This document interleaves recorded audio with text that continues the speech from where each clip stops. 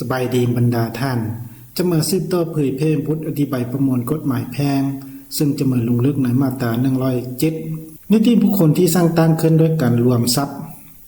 นิติบุคคลที่สร้างตั้งขึ้นด้วยการรวมทรัพย์แม่นการประกอบทุนทรัพย์สินหรือวัตถุของบุคคลหรือกลุ่มคนโดยมีเจตนาและวัตถุประสงค์ร่วมอันเดียวกันเพื่อสร้างตั้งหรือเคลื่อนไหวโดยบ่หวังผลกำไรในรูปแบบมูลนิธิตัวนี้ถือว่าเป็นเนื้อในของมาตรา107นะ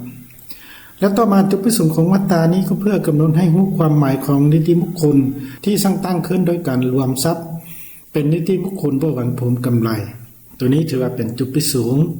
และต่อมาตัวอย่างนะกขคและงได้ตกลงออกทรัพย์สินของตนด้วยความสมัครใจสร้างมูลนิธิจ่อขึ้นเพื่อช่วยเหลือนักเรียนในเขตทุกอย่างตัวนี้ถือว่าเป็นตัวอย่างนะฉะนั้นการเผยแพร่มาตรา107มาฮอดนี้ก็ได้สิ้นสุดลงเพียงเท่านี้นะขอบใจ